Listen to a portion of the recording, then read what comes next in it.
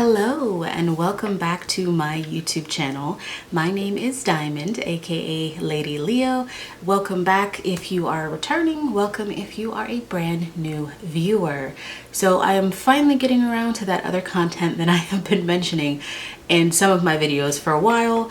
I've always wanted my channel to be super versatile and to have different types of content, but I always wanted to build the base of my channel around nails. And so I think I've really got the hang of making nail content, including the shorts content. So I want to start incorporating some of that other content that I'm also really passionate about. One of those things is movies. I absolutely love movies. I've been a movie stan for years. I just kind of love anything with visual media, if that makes sense. Like movies, TV shows, name it, I got the streaming service, I watch it. So that being said, I have tried a couple of times over the year to film like reviews on certain movies, but I'm not really good at the timing and being on trend in terms of like when the movie comes out, so that it comes out within a certain time for the movie.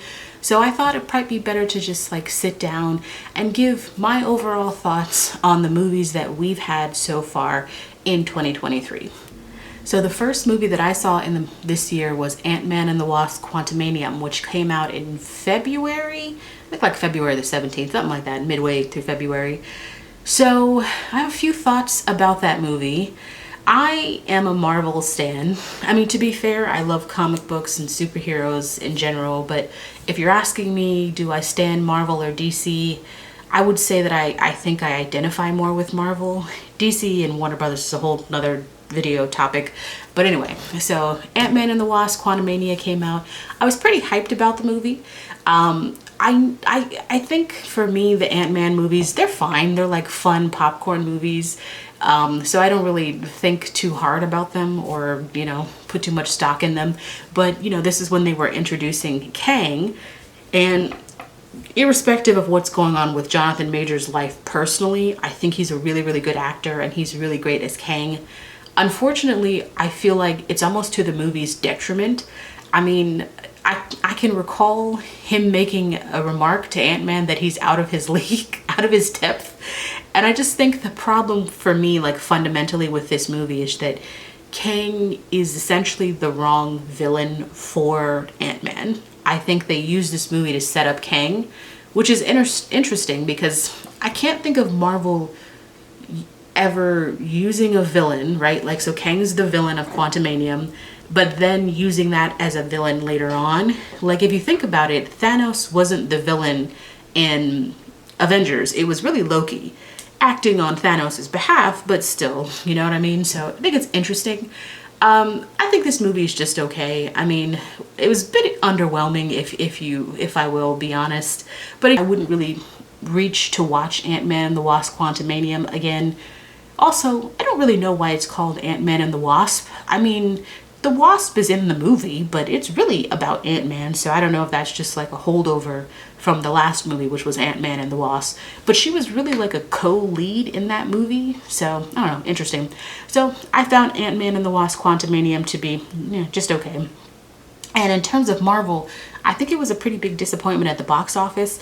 The last time I checked Box Office Mojo, I think it ended its theatrical run with 427 million, which is quite low for the third movie in a franchise. So yeah, they also released this movie in February. So, I mean, I guess that's interesting. Considering how packed the summer schedule was, I guess that's a good choice, like technically, when they decided to release the movie.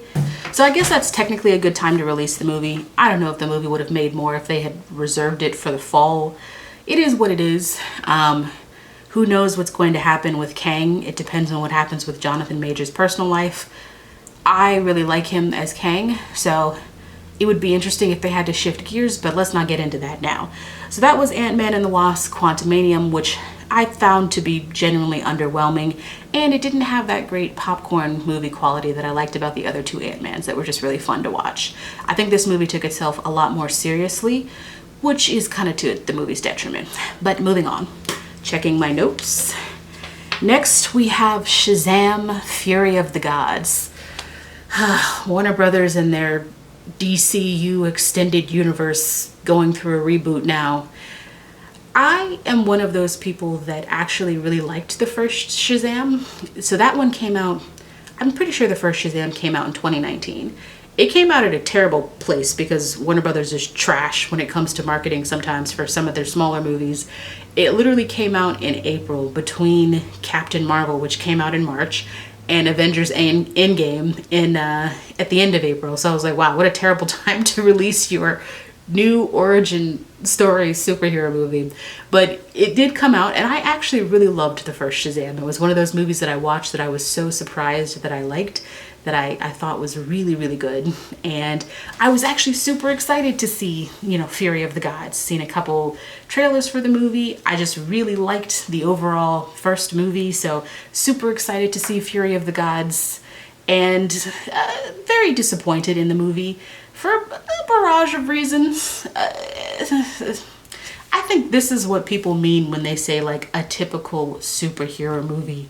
Lots of bang bang punches, people that die but not really, cameos by Wonder Woman, because I guess that's all Gal Gadot does these days is Wonder Woman. And I just thought this movie was just okay. Maybe a little bit less than just okay. Maybe like, yeah. Especially when you compare it to the first movie, which I liked a lot. And I think something that I realized about this movie is how much of a juxtaposition there is between Asher Angel, who plays Billy Batson, and what's his name? Oh my god, what's the actor's name who plays Shazam?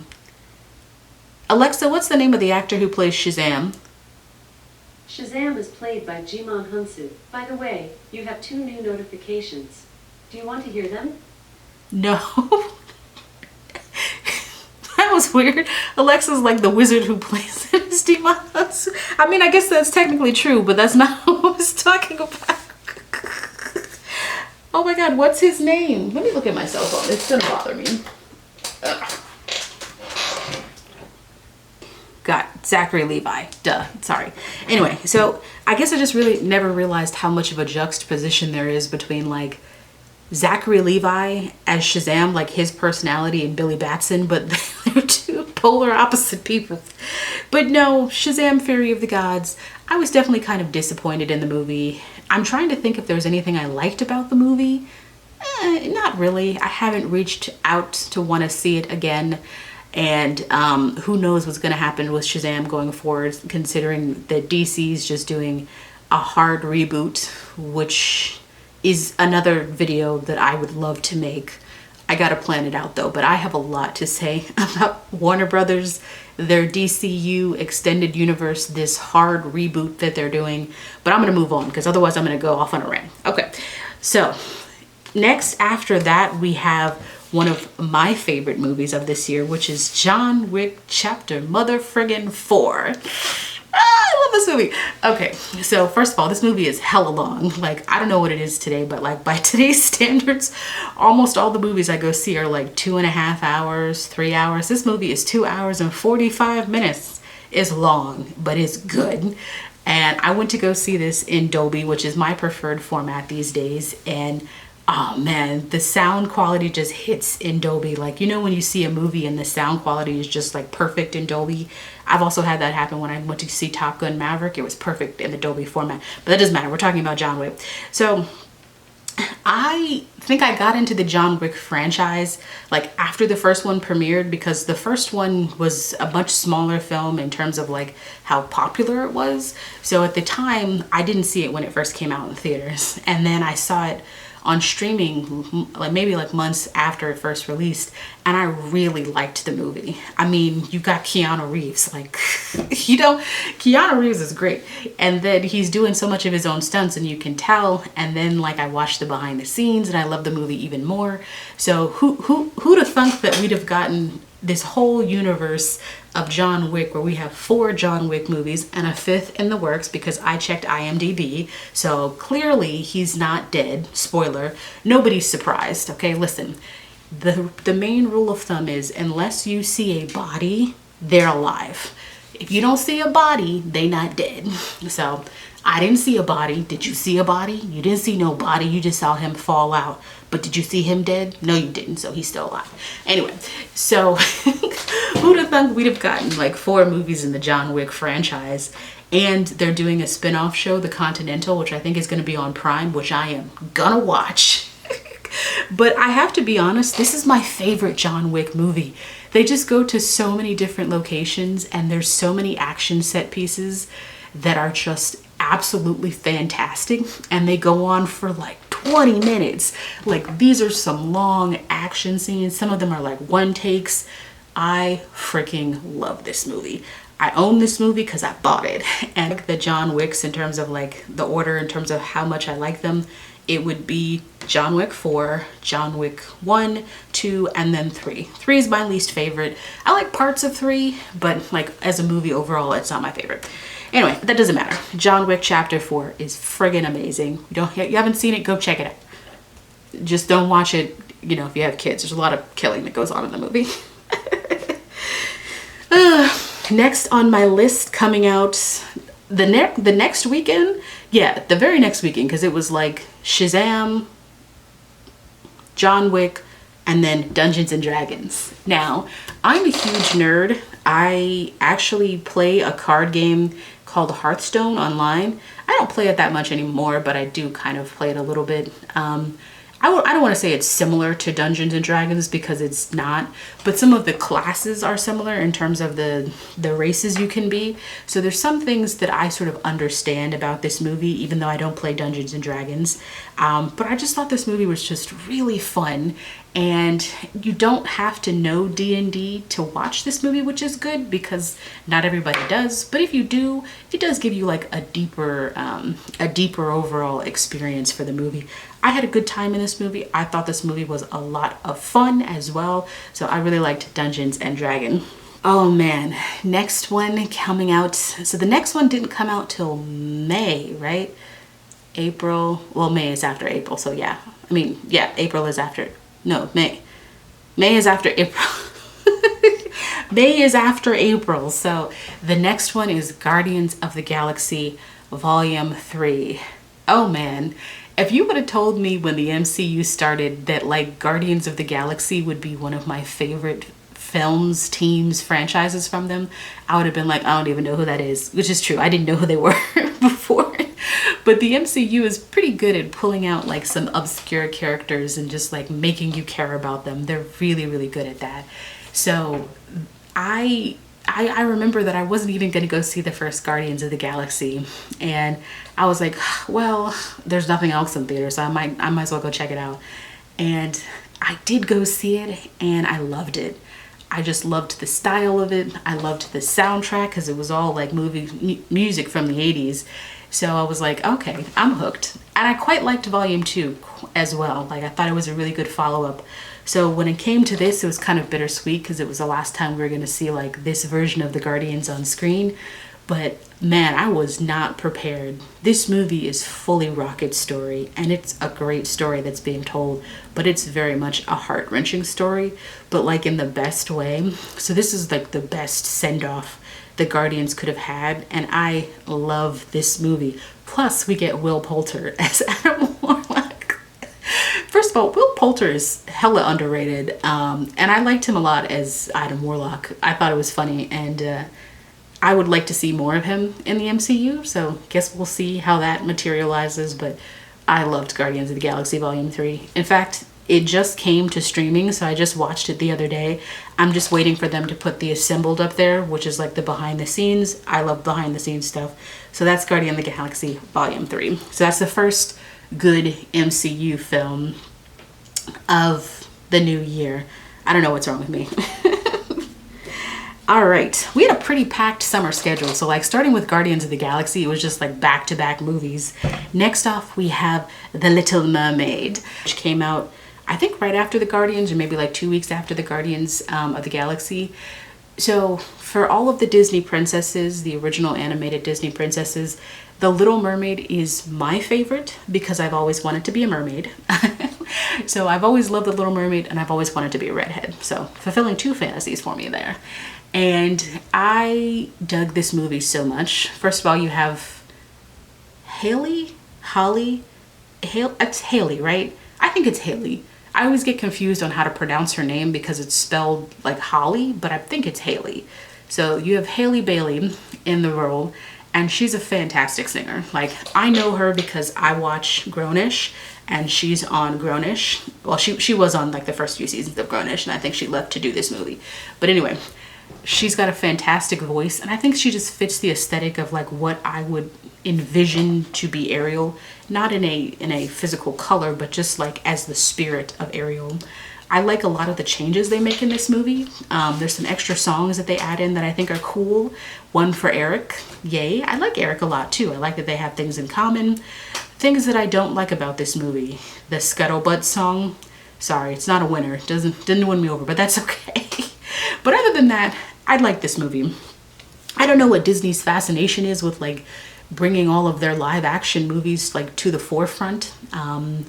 But in terms of them, this is one of my favorites. Like, if I had to rank them really quickly, it would probably be The Jungle Book, the one by Disney. That was really good live action. And I don't even like the original Jungle Book.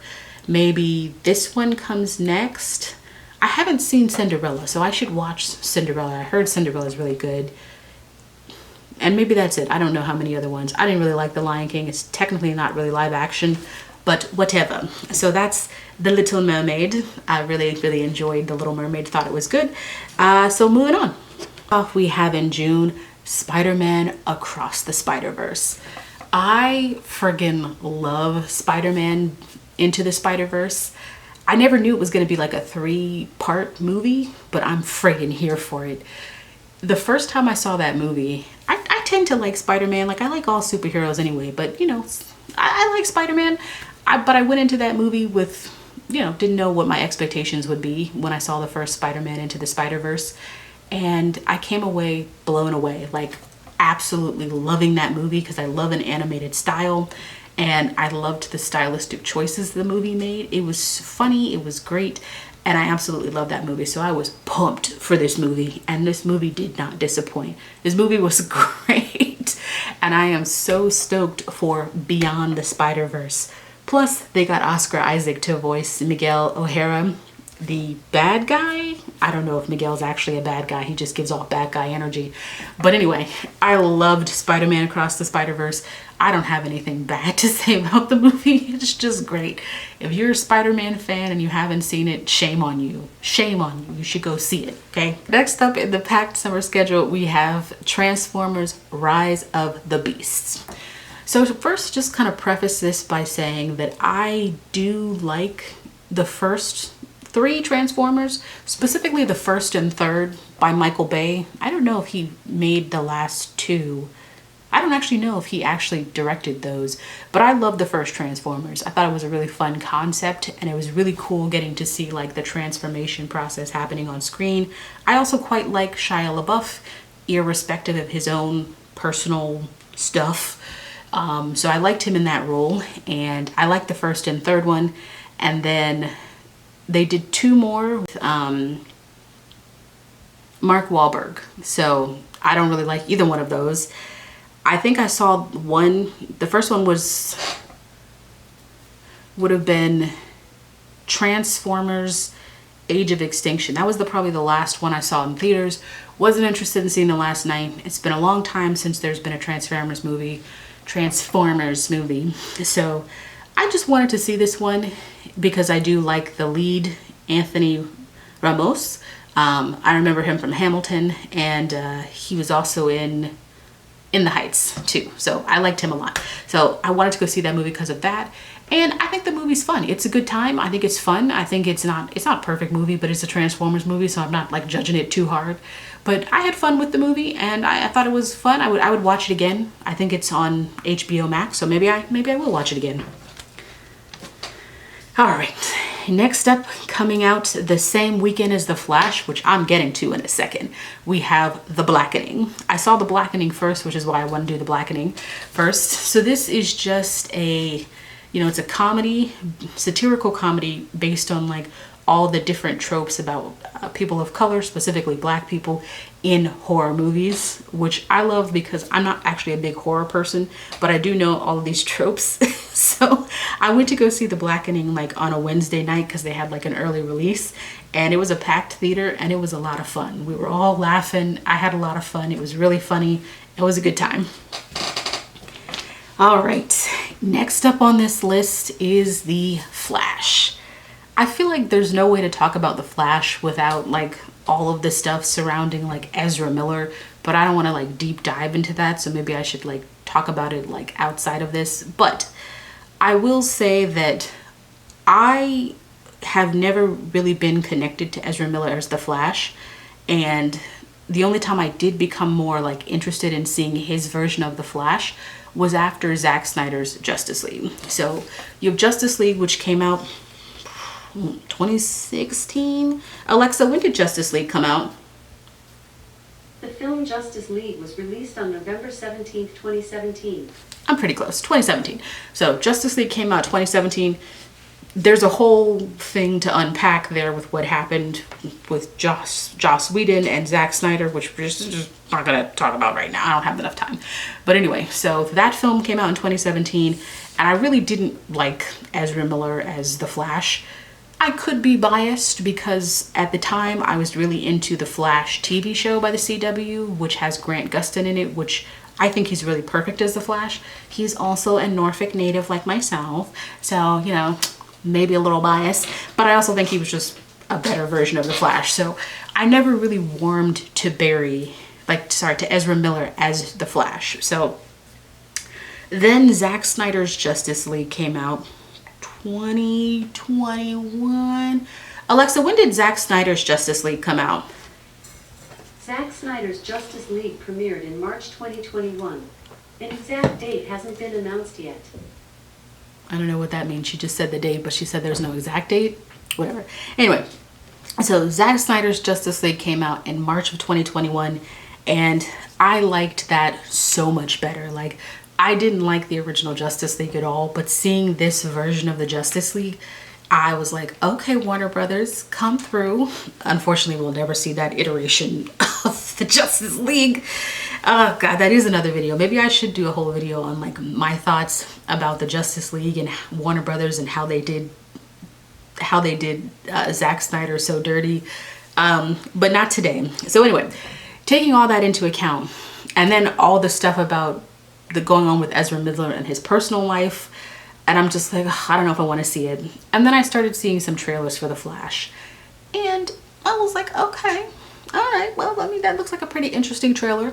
And I like the character of the Flash, so I thought, let me just give it a chance. First off, let me say, surprisingly for me, the thing that I actually liked the most about this movie is Ezra Miller. Like, I liked his portrayal of the Flash the most, which is good because it's his movie. The rest of the movie is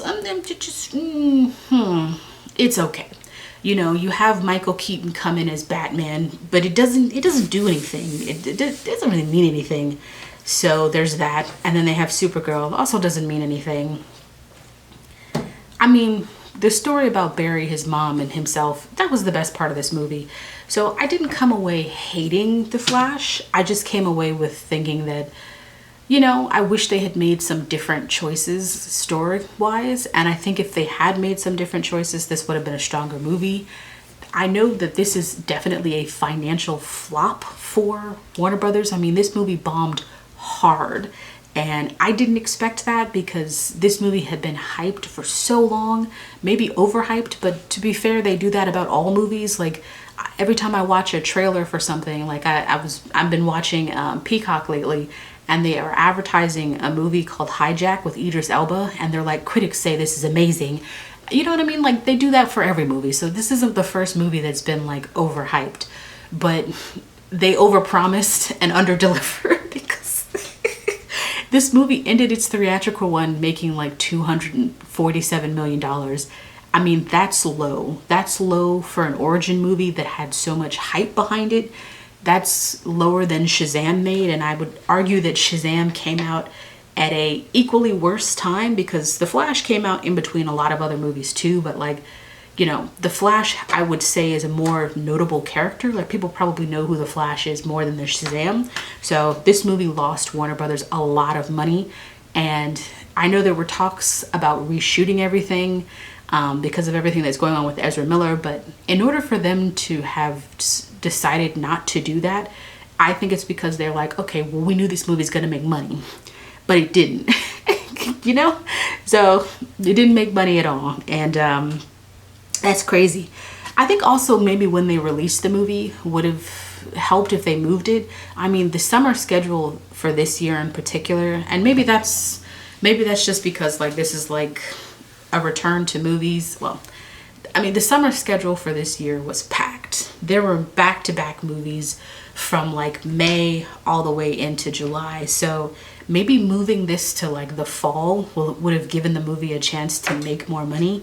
There's no way to know that though. They decided to keep it in June, and you know, they realized it didn't make that much money, which to me is crazy. Like, Warner Brothers is all over the place these days because they decided to scrap the Batgirl movie, which I didn't know they were making, but they decided to scrap that movie, which was what, like 70% complete, and they'd already put like 70-80 million dollars into it.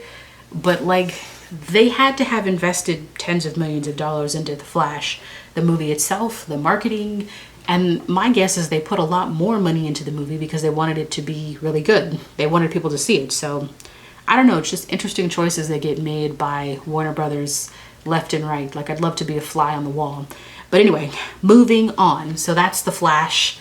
I thought the Flash was okay. I mean, I probably wouldn't reach for it again. It's not one of my favorite DCU films. So yeah, it's fine. Anyway, moving on to Indiana Jones and the Dial of Destiny. Now, I've been an Indiana Jones stan for a while. I think you're never really going to top the original trilogy. My favorite is Raiders of the Lost Ark, and then the Temple of Doom, and then the Last Crusade, in that order. I do like all three of those. Those are just my favorites in that order. So I guess I may be in the very small camp of people that liked Kingdom of the Crystal Skull. I know there's a lot of people that hated that movie. I'm not one of those people. I'm not saying that the movie isn't without its flaws. It definitely has its flaws, for sure. But for me, the thing that I like the most about the movie is the relationships between the characters. I think that there's a lot more of a personal connection there because you have someone who's been in another movie. You know, Marion, she was in, was it Raiders of the Lost Ark? Yeah, she was in Raiders of the Lost Ark. And then I actually like Shia LaBeouf. I think they have good chemistry, so I think I was more connected to the characters in that movie and to the overall mystery being told, even if there's a lot more questions than answers at the end. But I like Kingdom of the Crystal Skull. So going into Dial of Destiny, I was like, well, you know, Harrison Ford's getting kind of older, so I guess it's the last one. I personally would rate this as my least favorite movie for a barrage of reasons. I think at the core, outside of Indy, there's no other characters that we know that have been established. We're meeting them for the first time in this movie. So I wasn't really connected to anybody else outside of Indy. I think that this one falls in the same trap of Kingdom of the Crystal Skull for me, which is like the mystery that they're telling it. Like, by the time they get to the end of it, I just have so many more questions because there's just so many things that like inherently don't make sense about it. And the movie's just like, ending. I just hate that. I feel like I should do like a deep dive on this movie because like I don't understand the concept that it introduces, like how any of it's possible and like how the resolution resolves itself. So like for me, those are things that make the movie less fun because once those questions go in my mind, I can't stop thinking about them. So there's that. So for me, Dial of Destiny was not better than Kingdom of the Crystal Skull. I liked it less than Kingdom of the Crystal Skull. So that's just kind of my 2 cents. I was not a huge fan of this movie. Would not watch it again. That's kind of it. All right, that's Kingdom of the Crystal Skull.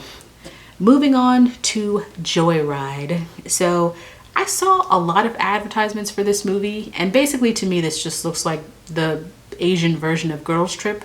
That's a very watered down comparison, but it has like a similar vibe to it in that regard. So I actually thought this movie was fun. I had fun with this movie. I actually kind of watched a review by a reviewer I really like ahead of time, and he said he really liked the movie. It was really funny, and it was less funny than to me, but that's just me. Like, jokes are pretty subjective. So I liked this movie, but I didn't think it was as funny as he said it was. But anyway, that doesn't matter. I thought this movie was fine. It's just okay. I don't really have much to say about it. All right, another movie that I really hope to catch on streaming is Past Lives. I don't know when Past Lives originally came out because it came out in limited release and then it went to a wide release, but it came out during the summer, so basically got pushed out of theaters.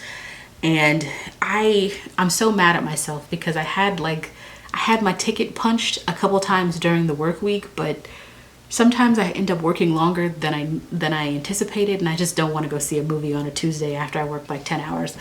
So I'm gonna have to catch Past Lives on streaming. But damn it, I really wanted to see it because I didn't even know what this movie was. And then like I watch a lot of YouTube, so I started getting like heavy adverts for Past Lives. Like every single time I got an ad, it was like the 30-second snippet of Past Lives, and I'm like, fine, I'll go see it. And then I still haven't gotten to see it, so I will catch it on streaming though. All right, next, moving on to like the two juggernauts back to back. No, they came out on the same day. So sorry, the two juggernauts of the summer, the last two movies that I have seen, Barbie and Oppenheimer. I did not see these movies together. I'm just laughing because the idea of putting these movies together as like a double feature is just wild to me because they are wildly different movies. So I think I would have loved to see these movies like on the same day, but no, I was on vacation at the time in Arizona, so I didn't see these movies on the same day. I saw Oppenheimer first, so I'm going to talk about Oppenheimer and then I'm going to talk about Barbie. So Oppenheimer is the story of I think it's Robert J. Oppenheimer, who is the father of the atomic bomb. And I think what I thought going in is that this movie would be kind of like exclusively about the atomic bomb. I don't even know why I thought that because it's titled Oppenheimer, so it's not like that's the only thing the movie talks about. And that's what I really like about that movie. The movie follows his life, and the atomic bomb is part of that, but it talks about the beginning of his life, you know, the end, and like there's this trial going on, so it's kind of like intercutting between those. And I think the movie does it really well. It's also a Christopher Nolan movie. I am a huge fan of Christopher Nolan, although I did not like Tenet. That's another story. I guess I didn't like Tenet is the wrong word. No, I mean, I didn't really like Tenet. That's the right way of saying it. But I'm a huge fan of Christopher Nolan, and I feel like for me, like this is kind of back to like Interstellar slash Inception levels in terms of like my liking of the movie. I think some people said that the sound is too loud. I mean, he does that with all his films, so like I'm not surprised. But no, this movie has like a stacked cast, and it's just really, really good movie. Yeah, so I really enjoyed that. Next up, we have Barbie. Not me and my tumbler. Maybe I should do something like tumbler of the video. This is my water bottle, but I have tumblers too. Anyway, so next up we have Barbie, and I really dug this movie. You know, what do you expect from a movie based off a doll? I don't think I expected this movie to be as deep as it was. There's a lot of deep messages that are going on in the movie. Some of them are subtle, some more of them are like hit you on the head. But in general, I had a really good time watching this movie, and I just thought it was a really good experience. Very thought-provoking things, and a lot of things that ring true as somebody who is a woman in this world. So I dug Barbie, and I'm so excited for all of the success the movie has had. I'm one of those people that like when a movie that I like is successful, I get really happy. It's like, or if I see something that I really like, I want it to be successful. Like I want everybody to go out there and see it. I got check box office mojo. I'm like, is it making money? Is it making money? It's making money, okay? Barbie's gonna be the #1 movie of the summer, okay? It's already at like $850 million, so she gonna make $1 billion by the end of the year. Just wait. So that is my thoughts on Barbie. So those are all of the movies that I have seen at this point. So it's August of 2023, so there's a couple more movies that are slated to come out in August. So we have Teenage Mutant Ninja Turtles Mutant Mayhem. I'm probably not going to see that in theaters. I'm not this huge mutant I'm not a huge Ninja Turtle fan. I've seen a couple of things, and mainly I remember the movies in the 90s, which were like, they weren't like puppets, but they were like, you know, like when you go to Disney World, people in costumes. Yeah, those. I'm actually quite partial to those movies, but I'm not super invested in seeing that in theaters. So then there's Blue Beetle. I do want to see Blue Beetle. We'll see how it goes. When it comes to DC, I just tend to go in with like low expectations, and then if I have low expectations, I can't be disappointed, yeah? So, and I'm trying to think of what else I'm looking forward to in the rest of the year. Obviously the Marvels, which comes out in November, and then I think we're getting Aquaman in December? Are we getting Aquaman in December? I think so. Yeah, I don't think there's anything else I'm really interested in seeing right now that I can think of offhand, but if there is, I might do a review on them. I feel like I want to do some deep dives into Warner Brothers and DC. Yeah, maybe some rants. Maybe I'll put that in motion, write down a script for that. So how many movies have you guys seen this year? Have you seen any of those movies? Do you have some thoughts on those? Do you have some favorites? If I had to pick some favorites for me, I would say Barbie, Spider-Man Across the Spider-Verse, Oppenheimer. What else did I see this year? I just ran through all of them. Oh, John Wick Chapter 4. How the fuck did I forget that? Dungeons and Dragons, Guardians of the Galaxy, Little Mermaid. Those are my top favorites, however many I rang off right there. Those are just my notes. So yeah, those are my top favorites. So anyway, I hope you guys really liked that video, and maybe you'll hit the like button and subscribe. But thank you so much for watching. Catch you later. Bye.